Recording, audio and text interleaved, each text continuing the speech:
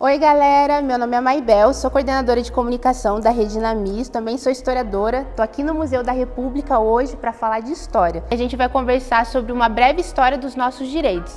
Mas antes da gente começar, se você é nova por aqui, já se inscreve no canal, ativa o sininho para receber as notificações e bora começar?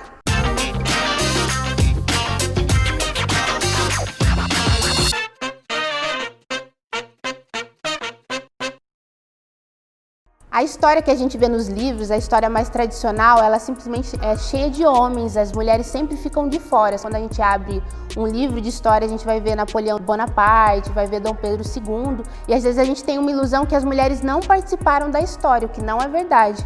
Elas simplesmente não estão nesses livros tradicionais de história, principalmente pelo machismo, elas sofreram um apagamento. A gente sabe que os historiadores que escreviam nessa história que a gente tem nos livros, eles não se interessavam pelas mulheres, mas isso não quer dizer que elas não fizeram muito pela nossa história. E principalmente quando a gente fala por luta de direitos, por exemplo, votar, a mulher poder se separar e outras coisas que hoje já são naturais, aconteceram com muita luta de muitas mulheres que vieram antes da gente. O movimento feminista, ele lutou muito pelos direitos das mulheres. A gente também não pode entender o movimento como uma coisa única. Ele é múltiplo, ele tem várias vertentes, teorias. A gente vai falar mais disso um pouco pra frente. A versão mais tradicional, da história das mulheres e a luta por direitos é dividir em ondas. Essa visão de divisão por ondas é mais tradicional, mas também não quer dizer que uma onda terminou, começou e os direitos foram todos conquistados. Na verdade, elas vão se misturando conforme novas pautas vão sendo colocadas. A luta por direitos, ela não é uma coisa só, gente. Ela não é a mesma coisa para todas as mulheres. A gente não pode achar que todas as mulheres têm os mesmos direitos e conseguiram esses direitos ao mesmo tempo. Tem que pensar em raça, em classe, onde essa mulher mora, da onde ela é. Por exemplo, a luta por direitos de uma mulher rica e branca vai ser muito diferente de uma mulher pobre e negra.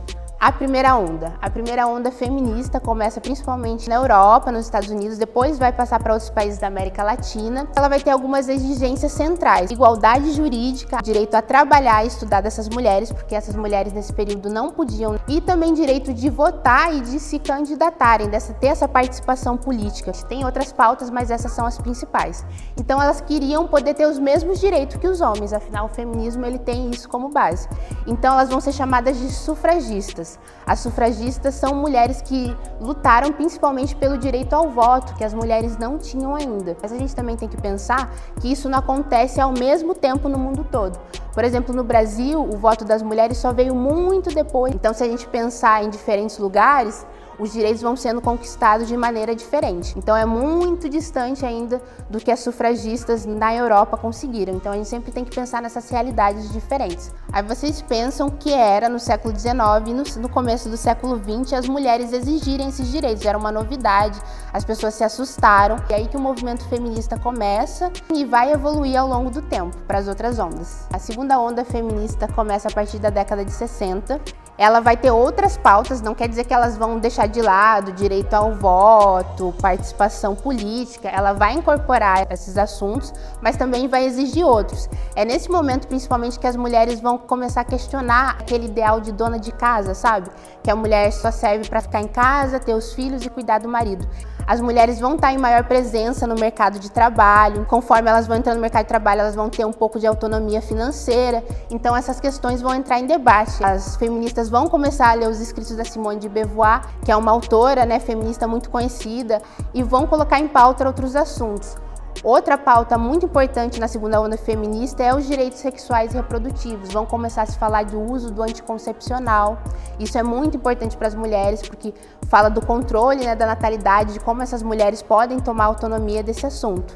Então a segunda onda ela vai discutir muito esse lugar da mulher e como isso vai se dar nos próximos anos, E é importante lembrar, gente, que o movimento feminista, principalmente na primeira e na segunda onda, ele é dominado por mulheres brancas de classe média. Então a gente sempre tem que ter isso em mente para não esquecer que também não era um movimento de mulheres negras de qualquer classe, era um movimento muito centrado em mulheres brancas e de classe média social que podiam, se dedicar a esse tipo de luta. A partir dos anos 80 e 90, a gente vai ter a terceira onda feminista. Ela vai começar a questionar o próprio feminismo e essa ideia essencial do ser mulher. O movimento feminista colocava uma visão muito essencializada, como se todas as mulheres fossem iguais. Vai procurar corrigir esses erros dentro do feminismo. E uma coisa que é apontada nesse período é o próprio racismo dentro do movimento feminista. E aí a gente vai chegar na parte a que eu mais gosto de falar, que é a parte do feminismo negro.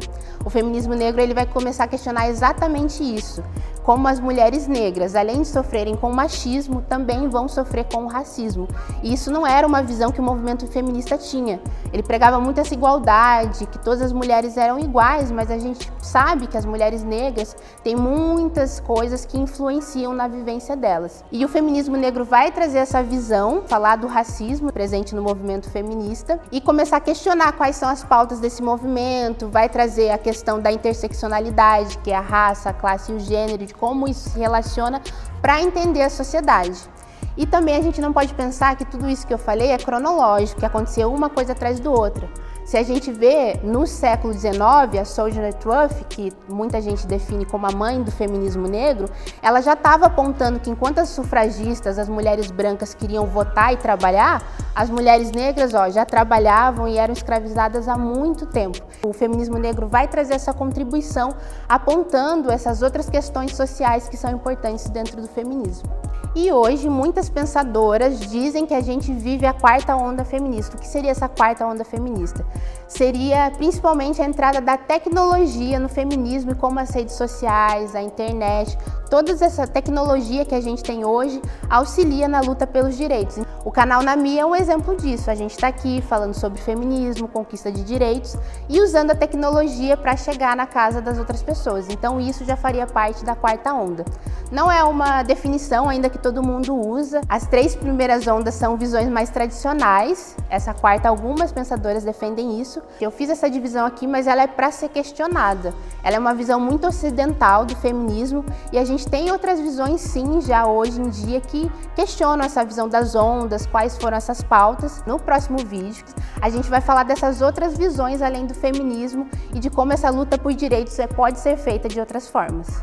E o que a gente não pode esquecer, independente da teoria que a gente mais pense dentro do feminismo ou se encaixe, é que a luta por direitos ela é constante. A gente não pode achar que uma coisa está garantida, ela vai durar para sempre. O movimento de mulheres, o movimento feminista, ele sempre está em busca de melhores condições para as mulheres e é uma luta constante, que tem que ser feita agora e sempre.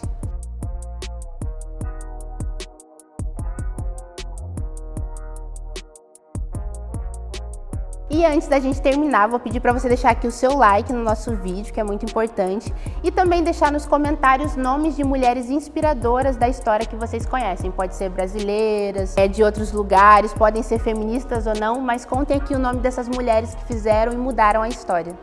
Até a próxima!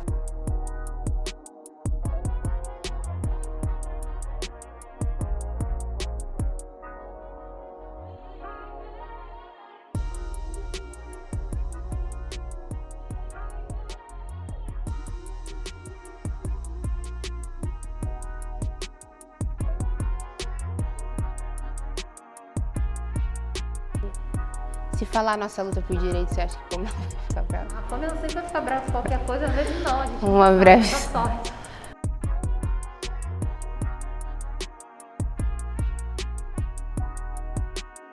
O tema do encontro é uma breve... Ai, peraí que caiu o cabelo no meu olho. Tá bom? É 1935? 1932. Fica com esse aqui que eu fiz umas anotações. Vou te ir pra volta. Volta só um pouquinho. Aí, Muito bom. Entendeu? A terceira... É a partir de que ano? Tem ano? Eu coloquei ano? 1990.